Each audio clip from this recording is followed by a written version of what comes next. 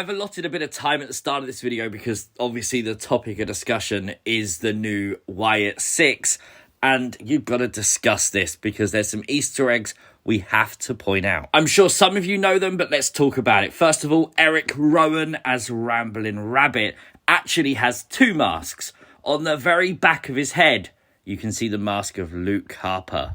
Very fitting tribute, and whatever that is on his back, like a rucksack or something, like maybe a hood, you can see the old Wyatt family logo too. WWE has released brand new Wyatt Sicks merchandise, of course, t-shirts, hoodies, etc. They're all up now. 3 awesome designs. To be fair, they're all awesome. On the back of all of them, though, is a 6. That has added fuel to the fire that there will be a 6th member, but there's also the growing theory that the 6th member is the Lantern.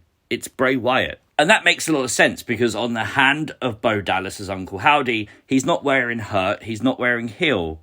He's wearing a glove that says Bray. Now, we've seen, obviously, the hurt and heel gloves with a Fiend, with Bray Wyatt, and he would put them up to his head and listen to them and hear voices.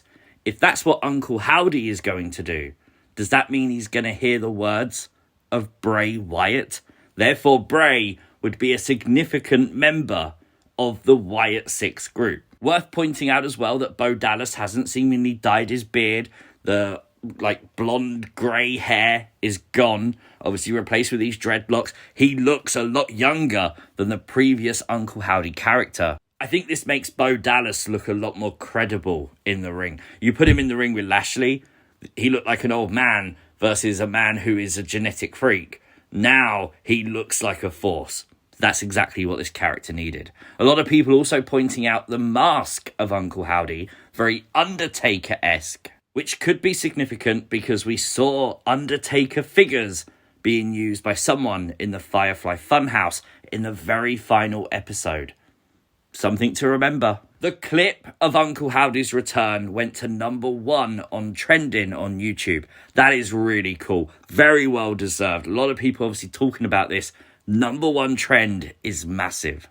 Just for clarification, I've examined these pictures so many times. I'm almost certain the only wrestler attacked was Chad Gable. The person that looks like Gunther doesn't actually look like Gunther, and the person who people keep saying is Braun Strowman doesn't have any hair, and Braun does. Did Mercy the Buzzard, though, cause a lot of controversy with his wife, Indi Hartwell? Of course, Mercy played by Dexter Lumis. Indi now looking for a divorce. Poor Dexter. Nikki Cross, obviously playing Abby the Witch. Did she allude to the Veiled Bride by doing the point? That could be interesting. But this is things you might have missed from NXT. Make sure you hit the like button, and if you are new to the channel, hit the subscribe button too. I'm sure you noticed the fans distracted during the North American title segment tonight. Now, obviously, this was because something was happening in the fans. Now, what it looked like behind Obafemi was like a fight was breaking out, like someone had broken in to the Performance Center. It was indeed, once again, Brooks Jensen. You can actually see his face right there, just for a moment. Not sure if that was intentional or not, but you can actually see him on TV. This is obviously part of that drinking gimmick. We saw him last week trying to attack Vic Joseph. Like, he is really invading the show, and he's not meant to be. That's the idea of this. Really interesting, compelling storyline. You may have also noticed in the background during Eddie Thorpe's promo that someone was being arrested. We believe this was Brooks Jensen being escorted away by police. You know the drill. Say his name. He appears. Joe Hendry was on NXT tonight for the Battle Royal that started off the show. There were some big names in this, of course. Tyler Bate went back. Angel, Humberto were there. Dragon Lee as well. Kazarian from TNA. Joe Hendry, though, didn't last very long. Everyone ganged up on him. He was the first eliminated in seconds. We'd later see a social media clip of Joe Hendry confronting Shawn Michaels. Joe Hendry obviously angry that 24 men ganged up on him. And he said he could show up on any show at any time. You just need to say his name. And Shawn Michaels said he believes. The Battle Royal, though, would continue without Joe Hendry. Very good Battle Royal, to be fair. It would come down to Javon Evans and Sean Spears as the final two. and Javon Evans would get the win. Technically, because Ethan Page was never eliminated from the Battle Royal. Wwe Nxt come out, taking him out through the middle rope. Later on, Ethan Page reminding Javon Evans of that, setting up for tonight's main event between the two to crown the real winner. Ethan Page would win the main event, but I'm not sure it's going to be a one-on-one match with Ethan Page and Trick. As Shawn Spears come out, getting retribution on Javon Evans, we'd then end with this scene with the belt in the middle of the ring.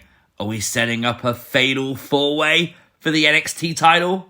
Lola Vice and Roxanne Perez were successful in triple threat tag team action tonight, but you can see it here. Lola Vice eyeing up the women's title, and Roxanne would drop Lola Vice. Commentary saying the line, "Do unto others before they do unto you." And I honestly like this. This is great because Roxanne Perez there showing some experience, showing she's not dumb as a champion. That's cool. It was the first title defense for Kelani Jordan's North American Women's Championship tonight. Was not an easy match for her against Mishin, but it would be OTM coming out, distracting the Good Brothers and the referee, that would allow Jada Parker to screw Mishin. Kelani Jordan taking advantage of that, no hesitation at all, to retain her North American Women's title belt.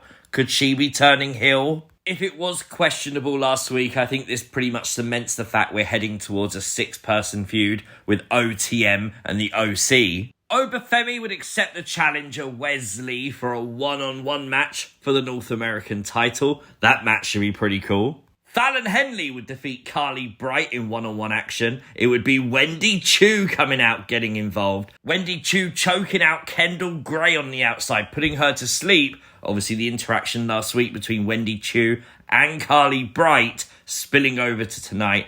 Obviously, they're going to do a story between Wendy and Carly. I don't know if that means Carly Bright's future is very bright indeed now Wendy Chu's involved. Ridge Holland has finally been accepted into Chase U. Riley Osborne, though, wasn't there this week. Will he have a problem with that maybe when he returns next week on NXT? But he did seem to be a good luck charm as Andre Chase and Duke Hudson defeated the OC tonight. That's a big win. But it did seem to come because Ridge Holland helped Duke Hudson. Something Duke didn't seem very happy about backstage a minute afterwards. That could be a problem for Ridge. It was an okay show tonight. Lots of obviously building towards Heatwave. And I think obviously after Raw last night, nothing's going to live up to that. For me, 6 out of 10 is fair. Let me know your thoughts in the comments down below if you are new to the channel. Hit the subscribe button, like the video, share the video, and I'll catch you next time. Peace!